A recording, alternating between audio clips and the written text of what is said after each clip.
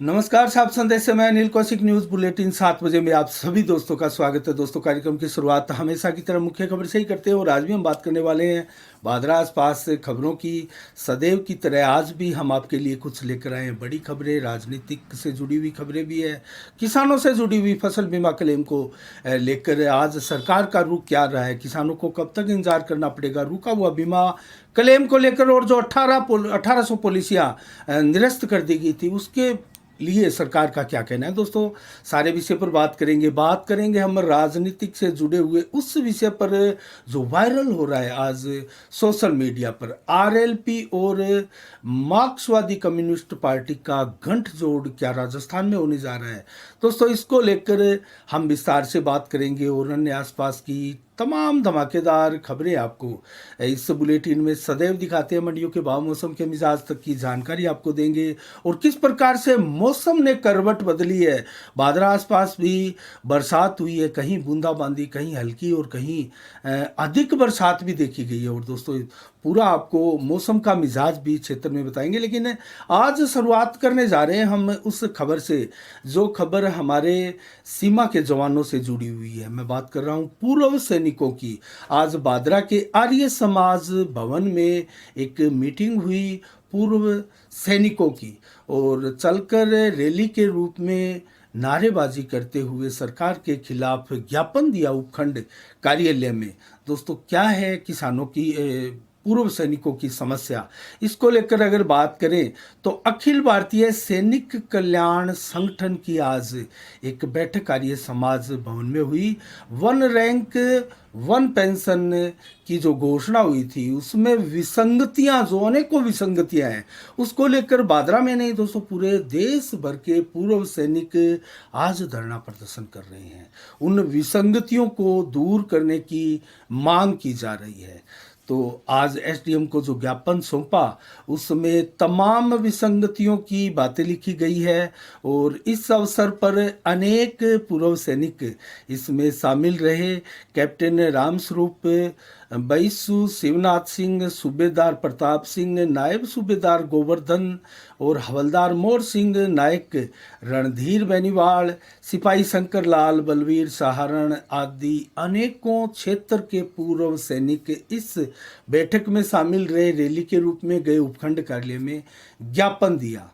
और इसके अलावा दोस्तों, बात करें अन्य खबरों की ओर तो आपको राजनीति से जुड़ी हुई तमाम खबरें आपको बताएंगे। लेकिन भादरा नगर पालिका की आपको खबर जरूर बताएंगे। आजकल हर गली मोहल्ले में तेजी के साथ सीवरेज के चैम्बरों में से गंदा पानी ओवरफ्लो होकर सड़कों पर आ रहा है। दोस्तों, ये समस्या अब दिन प्रतिदिन भादरा में बढ़ने लगी है। और यही नहीं, वार्ड नंबर 19 के लोगों द्वारा घरों के लेवल से कहीं ऊपर सड़क और नालियां बनाने को लेकर भी आज विवाद हुआ। पूर्व में विज्ञापन एसडीएम महोदया को भी सौंपा गया और अधिशासी अधिकारी को, नगर पालिका के कर्मचारियों को, पार्षदों को, नेताओं को ना जाने कितनी बार वार्ड नंबर 19 के लोगों ने अवगत कराया। छोटू कंवर पत्नी छगन सिंह राजपूत द्वारा दोस्तों अनेक बार, हमने भी एक बार कवरेज की थी इस वार्ड की और इस गलियों की। नाली और सड़क जो है घरों के लेवल से ऊपर बनाए जा रहे हैं। लोगों का आरोप है कि नालियों का पानी सीधा उनके घर में प्रवेश करेगा, उनकी नींव में बैठेगा, उनके मकान को धराशायी कर देगा। इस प्रकार का विवाद रहा। ठेकेदारों की मनमर्जी इसमें बताई जा रही है। और दोस्तों, नगर पालिका के हालात यहीं तक सीमित नहीं है कि ठेकेदारों द्वारा अनियमितता की जा रही है। दोस्तों, हर गली, हर वार्ड में जहां भी नालियां बनाई जा रही है, नालियां 10 या 15-20 दिनों के बाद में एक बार फिर से टूटी हुई नजर आएगी आपको। उसके बाद में फिर उसके टेंडर होंगे, बगैर टेंडर भी काम होते हैं। भ्रष्टाचार की कतई कोई सीमा नहीं रही नगर पालिका में। और बैठकें जो है वो होती नहीं, साल साल भर बैठकें नहीं होती। ये स्थितियां हैं। साल से बामुश्किल 2 बैठकें आयोजित की जाती है, जबकि हर महीने नगर पालिका की बैठक होनी चाहिए। कस्बा विकास के लिए तमाम 40 वार्डों में क्या असुविधाएं हैं, किस प्रकार की व्यवस्थाएं हैं। मैं बात करूं तारा नगर, हमारे पड़ोसी कस्बे की, तो वहां भी हालात खराब है। दोस्तों, 1 से लेकर तमाम 35 वार्डों में तारानगर में गंदगी का सैलाब है, जगह जगह गंदगी के ढेर हैं। और वार्ड पार्षद जो है, तमाम बड़ी संख्या में वार्ड पार्षदों ने अधिशासी अधिकारी को इसको लेकर आज ही एक ज्ञापन सौंपा है। वार्ड 19 के पार्षद, वार्ड 16, वार्ड 2, वार्ड 10, वार्ड 27 अनेकों वार्डों के पार्षदों ने हस्ताक्षर किए हुए ये ज्ञापन सौंपा। और नालियों का पानी सड़कों पर आ रहा है क्योंकि नालियों की सफाई नहीं हो रही है। और इसके अलावा जगह जगह गंदगी के ढेर है। जो कचरा गाड़ी है नियमित रूप से गलियों में, वार्डों में नहीं आती है। तो तारानगर का हाल भी है गलियों में बहुत खराब है। तो हमारे पड़ोसी कस्बों की नगर पालिकाओं का भी हाल है बहुत खराब है। लेकिन बादरा में जो सीवरेज को लेकर स्थितियां बद से बदतर हुई है, उसको लेकर ज़रूर हम कह सकते हैं। लेकिन कचरा और साफ सफाई के मामले में बादरा कहीं ना कहीं अव्वल है। और बादरा में इस व्यवस्था को वाकई सराहना की जानी चाहिए नगर पालिका के सफाई कर्मियों की। कम से कम सफाई व्यवस्था को लेकर हम भी आपको बार बार सफाई व्यवस्था को लेकर ये समाचार नगर पालिका के खिलाफ बिल्कुल कतई नहीं बताते हैं, क्योंकि जो समस्या होते हैं वही उसी समस्या को ईमानदारी के साथ उठाना दोस्तों हमारा धर्म है। और जो समस्या वर्तमान में दिखाई दे रही है और लोग शिकायत कर रहे हैं, जो लोगों के बीच में मुख्य चर्चा का विषय समस्या बनी होती है, उसी समस्या को हम आपके सामने लेकर आते हैं। और इसके अलावा दोस्तों हम बात करेंगे आज बादरा क्षेत्र में जो अनाथ लोग घूमते हैं और जो अनाथ आश्रम बने हैं। एक तो भाग्यश्री अनाथ आश्रम है, उसकी एक कवरेज भी हमने आपको की थी, उसका लाइव भी फेसबुक पेज पर भी और यूट्यूब चैनल पर भी हमने लगाया। दोस्तों आप देख सकते हैं उस वीडियो को। लगभग 22 व्यक्ति हैं भाग्यश्री अनाथ आश्रम में। और भाग्यश्री अनाथ आश्रम की खुद की कोई भवन या ज़मीन नहीं है, वो किराए का भवन लेकर ये सारी व्यवस्थाओं को संचालित कर रहे हैं। और अधिकांशतया सबसे ज़्यादा 2 यहाँ इस प्रकार के अनाथ आश्रम बने हुए हैं और सबसे ज़्यादा व्यक्ति जो है वो 22 की संख्या में इसी में है। और लगभग 40 से कहीं अधिक लोगों को भाग्यश्री अनाथ आश्रम की कर्मठ ईमानदारी से काम करने वाली टीम द्वारा उनके परिजनों से भी मिला दिया गया। अमूमन हमने आज उनसे एक साक्षात्कार भी किया, बात भी की कि कैसे लोग लगभग आपके यहाँ अनाथ आश्रम में आते हैं। तो उन्होंने खासकर जवाब दिया जो मंद बुद्धि और जो शारीरिक विकलांगता लिए हुए कुछ लोग जो होते हैं, उन्हीं लोगों को जो बार बार घर वालों के कंट्रोल में नहीं आते हैं और बाहर भाग जाते हैं और अपने घर वालों से कहीं ना कहीं कई कारणों से ऐसा भी हो सकता है घर वाले निकाल भी दे उनको, लेकिन ऐसा कम देखने में आता है क्योंकि कोई भी माँ या बाप अपना बेटा कैसा ही हो उसको दोस्तों इस प्रकार तिरस्कार नहीं करता। हाँ, ये एक अलग बात है कि आजकल बूढ़े बुजुर्गों को ज़रूर आजकल की युवा जनरेशन जो है वो इस प्रकार से ठोकरे खाने को छोड़ देती है। तो ऐसे एग्जाम्पल तो ज़रूर मिलते हैं, लेकिन घर के किसी युवा को इस प्रकार माँ बाप कतई नहीं छोड़ते। लेकिन ज़्यादातर वहाँ जो लोग देखे गए मंद बुद्धि, भोले भाले और इस प्रकार से शारीरिक विकलांगता लिए हुए हमें दिखाई दिए और अनेकों कारण बताए। आप ये कवरेज ज़रूर देखिएगा, खास कवरेज है। और इसके अलावा एक सतगुरु कृपा अपना घर अनाथ आश्रम भी है जो हाथीपुरा बास में बना हुआ है। और जो भाग्यश्री अनाथ आश्रम है वो वर्तमान में अनाज मंडी में संचालित है। दोस्तों 2 ये बादरा में अनाथ आश्रम बादरा में चल रहे हैं। और सतगुरु कृपा अपना घर अनाथ आश्रम जो बना है वो स्वामी सदानंद प्रणामी चैरिटेबल ट्रस्ट है, उनके अधीन है, उनके द्वारा संचालित किया जाता है। तो उनकी खुद की ज़मीन है, लेकिन वहाँ मात्र हमें 8 से 10 लोग ही दिखाई दिए। व्यवस्थाएं वहाँ शानदार थी और वो ट्रस्ट के द्वारा संचालित था, लेकिन जो लोग थे भाग्यश्री अनाथ आश्रम में ज़्यादा थे। तो कुल मिला के आज हमने निरीक्षण भी किया इन दोनों अनाथ आश्रम का।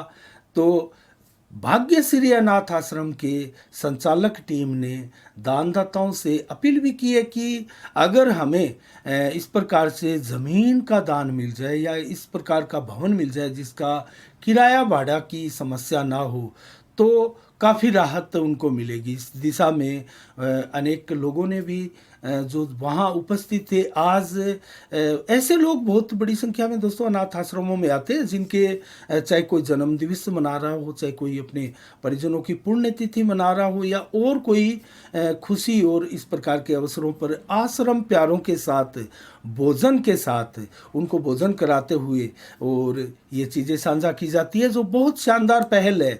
और आज भी स्वर्गीय गिरधारी लाल जी सैनी की 8वीं पुण्य स्मृति थी, तो उनके पुत्र, उनके परिवार द्वारा, जो कि चतुर्भुज सैनी हलवाई का काम करते हैं, और गिरधारी लाल जी सैनी भी प्रसिद्ध नामी हलवाई थे बादरा के दोस्तों, उनकी तरफ से आज दोनों ही आश्रमों के प्यारों को भोजन कराया गया। और इस अवसर पर हमने एक कवरेज भी की थी। तो हमारा कहने का तात्पर्य यही है, दानदाताओं की कमी नहीं है क्षेत्र में, और जो रोज़ाना इस प्रकार से भोजन करते हैं, चाहे वो अनाथ आश्रम में करो, राम रोटी सेवा में करो, या फिर इंदिरा रसोई जो सरकार की व्यवस्थाएं हैं उनमें करे, चाहे वो 8 रुपया प्रति थाली के वहाँ लगते हैं, लेकिन ऐसे लोगों की संख्या बहुत कम होने लगी है दोस्तों। ये भी एक कड़वा सत्य है। पहले इस प्रकार से भूख से बिलखते या बड़ी संख्या में रात्रि को भूखा सो जाए, ऐसे लोगों की संख्या बहुत ज़्यादा थी। अब इनकी संख्या ज़्यादा नहीं देखी जाती है। तो कहने का मतलब, बादरा में ये व्यवस्थाएं हैं, अनाथ आश्रम है दोनों, वहाँ भी दोनों टाइम का भोजन व्यक्तियों को मिलता है, आश्रय भी मिलता है। राम रोटी सेवा संस्थान है, 2002 में इनकी नींव रखी गई। आज 21-22 वर्षों से अनवरत लगातार शानदार तरीके से बादरा क्षेत्र में इसका संचालन हो रहा है, और मात्र 3 लोगों ने इस संस्था को शुरू किया था दोस्तों, सुनील महिपाल और अनिल चचाण, मनमोहन चचाण, जो हैप्पी चचाण के नाम से जाने जाते हैं। उन तीनों लोगों की जो एक सोच थी, एक सेवा थी, वो आज फलीभूत होकर इतना बड़ा वटवृक्ष का रूप ले चुकी है कि पूरे हनुमानगढ़ जिले में ये एक ऐसी इकलौती संस्था है। और इस संस्था ने अनेकों संस्थाओं को फलीभूत किया है, चाहे वो कल्याण भूमि हो, चाहे वो और गौशाला हो, अनेकों संस्थाओं वहाँ दान भी दिया है, अनेकों निर्माण कार्य भी करवाए हैं, और गरीब कन्याओं की विवाह शादियों में आदि अनेकों प्रकार से दिल खोलकर राम रोटी सेवा जो है वो दान देती है। हालांकि वो रसीद लेकर बाजार में चंदा इकट्ठा करने के लिए नहीं फिरते, लेकिन उनके पास चलकर लोग आते हैं उनको दान देने के लिए, क्योंकि उनकी नीयत और उनकी विश्वसनीयता और उनके जो काम करने का तरीका है वाकई लाजवाब, शानदार और बहुत ही बेहतरीन व्यवस्थाओं वाला है। तो ऐसे में इंदिरा रसोई भी है, जो यहाँ 2 शाखाओं के रूप में बादरा में चल रही है। तो कुल मिला के बादरा में इस प्रकार की व्यवस्थाएं हैं, लेकिन ये जो संस्थाएं चल रही है उनको भी दानदाताओं को एक प्रकार से दिल खोलकर दान देने की आवश्यकता है। और इसके अलावा दोस्तों हम बात करें, रामनवमी आने वाली है। 29 और 30 मार्च को भव्य धर्म यात्रा निकालने की तैयारियां अनेकों संगठनों द्वारा जोर शोर से की जा रही है, चाहे वो राष्ट्रीय हिंद सेवक संगठन हो। 29 मार्च को शानदार भव्य राम जन्मोत्सव धर्म यात्रा निकाली जा रही है, उसमें अनेकों अतिथि भी होंगे, हजारों की संख्या में लोग इकट्ठे होने की चर्चा है। 30 मार्च को भी विश्व हिंदू परिषद की तरफ से ये कार्यक्रम आयोजित किया जा रहा है। तो दोनों ही कार्यक्रम धार्मिक है, सनातन परंपराओं से सारोबार है। इसके अलावा दोस्तों बात करें हम अन्य खबरों की ओर, तो आज हम एक फसल बीमा क्लेम के लिए आपको ज़रूर बताएंगे, उसके बाद में वो राजनीतिक जो समीक्षा है वो करेंगे। दोस्तों, फसल बीमा क्लेम को लेकर किसानों को कब तक तरसना होगा? आखिर 1800 पॉलिसियाँ जो निरस्त की गई थी दोस्तों, उन पॉलिसियों का क्या समाधान है? आज एक 17 मार्च को सरकार का कहे आयुक्त कृषि विभाग के हैं कान्ना राम, उनका एक पत्र भी वायरल हो रहा है, और सरकार की तरफ से उनका एक स्पष्टीकरण आया है, एक जवाब आया है फसल बीमा क्लेम को लेकर। 3 बिंदुओं पर वो एक जवाब था, और उसका श्रेय लेने की भी होड़ लग गई है। बलवान पूनिया भी उसको शेयर करते हुए कह रहे हैं फेसबुक पे कि मेरे प्रश्न काल के बाद में उसका उत्तर, उसका जवाब ये आया। उधर बजरंग सारण भी फेसबुक वाल से ये कह रहे हैं कि डुंगराना में जो धरना प्रदर्शन हुआ, किसानों के ऊपर मुकदमे हुए, इन मुकदमों का इनाम है कि अब जल्द ही उनको फसल बीमा क्लेम जो रुका हुआ है पॉलिसियां, उनका निस्तारण होने वाला है। दोस्तों आखिर क्या है वो 3 पॉइंट और किस प्रकार से कान्हा राम ने जो कृषि आयुक्त है आश्वासन दिया है, आश्वस्त किया है पूरे क्षेत्र के किसानों को। 2020-21 रबी फसल की जो निरस्त की हुई बीमा पॉलिसियां हैं उनका कलेक्टर की अध्यक्षता में गठित कमेटी द्वारा परीक्षण करवाकर सभी जो पॉलिसियां हैं उनका जो बीमा क्लेम है वो दिलवाया जाएगा। एक तो ये खास पॉइंट है इसमें। और एक जिन 17 पटवार मंडलों में क्रॉप कटिंग को जो विटनेस के दस्तावेज दिए हैं उनके 4 में तो पूर्व में ही क्रॉप कटिंग से ही बीमा फसल बीमा क्लेम आया है। बाकी जो 13 पटवार मंडल है उनको भी शीघ्र ही कमेटी बनाकर उनका डिसीजन किया जाएगा और भुगतान करने का आदेश किया गया है। जो सही पॉलिसियां है उनका जल्द से जल्द भुगतान किया जाए और क्रॉप कटिंग के आधार पर किया जाए, इस प्रकार का डिसीजन लिया गया है। देखते हैं इसमें कितनी खरी उतरती है सरकार। रबी फसल 2021-22 के बीमा क्लेम में जो कंपनी की आपत्ति निरस्त की जा चुकी है दोस्तों, उसको लेकर 30 अप्रैल 2023 अर्थात अगले माह बीमा क्लेम किसानों के खाते में आ जाएगा, ये स्पष्ट कहा गया है। अगले 30 अप्रैल तक, ये मार्च महीना चल रहा है, करीब 1 महीने से अधिक का समय भी पड़ा है। 30 अप्रैल 2023 तक सभी बीमा क्लेम के जो पॉलिसियां हैं किसानों के खाते में वो बीमा क्लेम आ जाएगा, ये आश्वासन दिया गया है कान्हा राम द्वारा जो आयुक्त है कृषि विभाग के। तो क्या ये आश्वासन जो है वो पर्याप्त है? किसानों के साथ कहीं उनके सेंटिमेंट के साथ तो नहीं खेला जा रहा है दोस्तों। नेताओं का अगर आंकलन करें तो नेता अपना फायदा तो जरूर उठाएंगे, वो उसका श्रेय जरूर लेंगे। अगर आपके किसानों के साथ कंधे से कंधा मिलाकर वो सड़कों पर उतरते हैं तो उसका बेनिफिट लेंगे, इसमें कतई कोई हर्जा नहीं है, कतई कोई बुराई नहीं है। लेकिन वो बेनिफिट भी लेना चाहे लेकिन किसानों के हित में किसानों की आवाज़ बुलंद भी ना करे, ये एक बड़ी अजीब स्थितियां है। किसानों को समझना होगा कौन उनके साथ है, कौन उनके खिलाफ है, या कौन उनकी सुनवाई नहीं कर रहा है। दोस्तों हम बात करें अगर बलवान पूनिया की तो संभाग के किसान नेता माने जाते हैं बलवान पूनिया। और यहीं से शुरुआत करते हैं हम उस राजनीतिक जो समीक्षा है उसकी कि आरएलपी और माकपा का गठबंधन होने जा रहा है। दोस्तों क्या ये प्रदेश स्तर पर गठबंधन हो सकता है? इसमें सच्चाई है जो सोशल मीडिया पर कई पोस्टें आ रही है, लोगों द्वारा धड़ाधड़ इस पोस्ट को आगे शेयर किया जा रहा है। क्या ये सही है? बड़ा हास्यास्पद लगता है, लेकिन फिलहाल ऐसी कोई योजना नहीं है किसी भी नेता का। वर्तमान में, निकट भविष्य में या पिछले दिनों इस प्रकार का कोई बयान नहीं आया, कोई बैठक नहीं हुई। तो ये खबर वायरल कैसे हो रही है दोस्तों? इसका एक 4 नवंबर 2018 का एक लेख था इस प्रकार का। हनुमान बेनीवाल द्वारा संभावनाएं व्यक्त की गई थी, उन्होंने मीडिया से बात भी की थी और ये एक लेख छपा था एक अखबार में, और इस लेख की कटिंग वायरल हो रही है।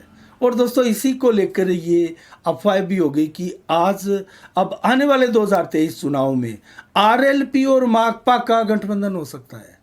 बेसिर पैर की, बगैर मतलब की ये बात है दोस्तों। इसमें कतई कोई संगठन की बात नहीं है, किसी भी दोनों ही पार्टियों के नेता द्वारा ये बयानबाजी भी नहीं की गई है, किसी प्रकार का कमेंट या किसी प्रकार का वक्तव्य मीडिया में या सार्वजनिक तौर पर नहीं कहा गया है। तो इसका आधार फिर क्या है दोस्तों? उस लेख में क्या था, किस प्रकार से ये वायरल हो रहा है? उस लेख में विस्तार से बलवान जो हनुमान बेनीवाल है आरएलपी के प्रमुख, दोस्तों उन्होंने स्पष्ट कहा था कि माकपा का जो जनाधार है वो जयपुर के आसपास झुंझुनू, सीकर, चूरू या हनुमानगढ़ के जैसे नौर, भादरा आदि जिन क्षेत्रों में माकपा का जनाधार है वो सीमित क्षेत्र है। उस सीमित क्षेत्र में, क्योंकि माकपा भी किसानों की बात करने वाली पार्टी है और आरएलपी भी किसानों के मुद्दे उठाने वाली पार्टी है, उस लेख में स्पष्ट बताया गया था। तो इस नाते और इस विचारधारा के जो मेल खा रहा है विचारधारा, उसके नाते हम अगर ऐसी कोई संभावना भविष्य में बनी तो इसके लिए हम तैयार हैं।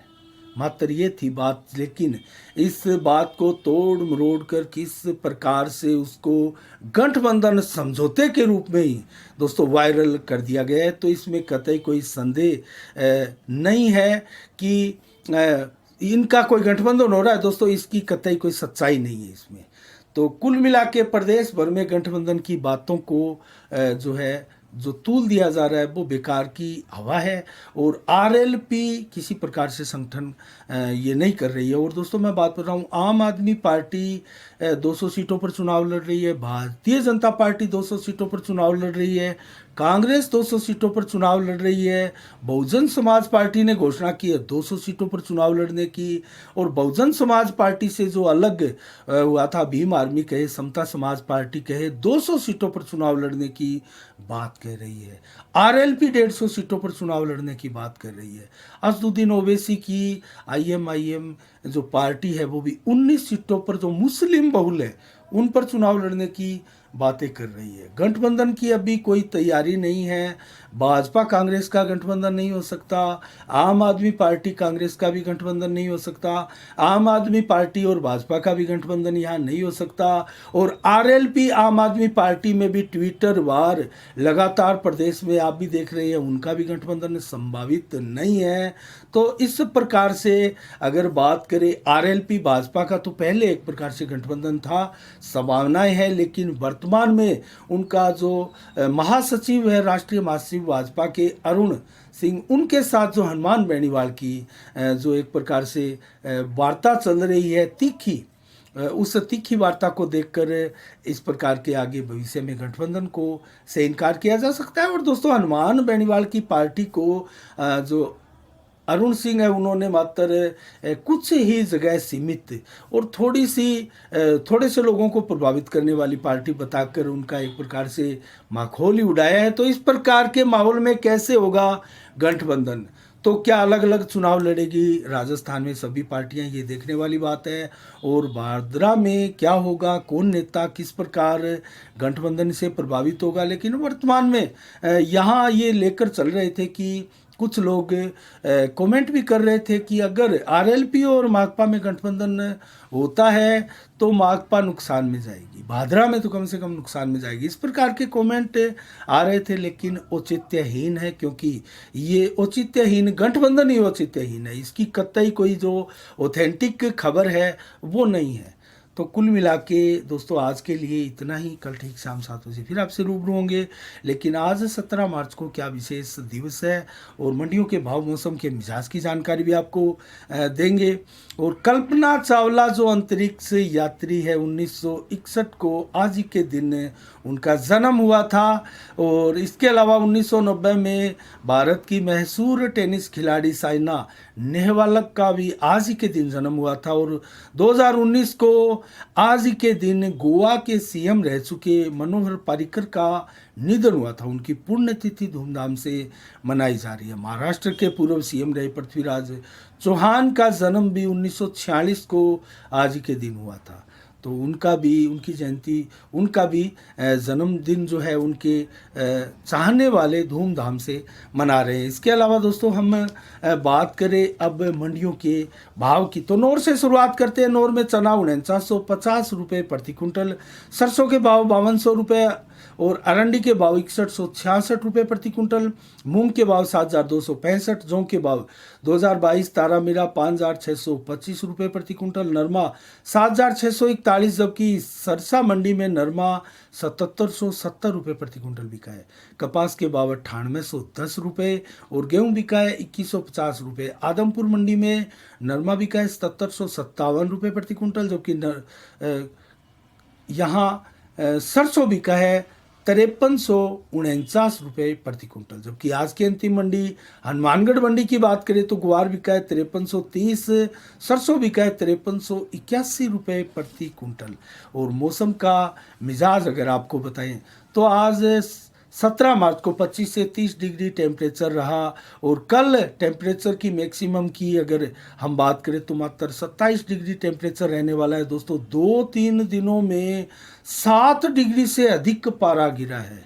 तो आसपास जो ओलावृष्टि हुई है, बरसात हुई है, उससे मौसम ने एक बार करवट ली है। पश्चिमी विक्षोभ के सक्रिय होने के चलते बहुत से क्षेत्रों में आसपास बरसात हुई है, कहीं हल्की, कहीं भारी, कहीं ओलावृष्टि। हम बात करें तो सिरसा, सूरतगढ़, तारानगर, हमारे आसपास अलाइला, फेफाना, बिरमी खालसा और इसके अलावा मुनसरी, वीरभाद्रा, राउतसर, ददरेवा, नुआ, भादरा में भी और आसपास कई गांवों में बरसात, बूंदाबांदी, हल्की बरसात और आंधी का सा जो है वो वातावरण देखा गया, मौसम देखा गया। मौसम ने एकाएक जो करवट बदली है, 2-3 दिनों तक, आने वाले दिनों तक भी बरसात का मौसम बना रहेगा।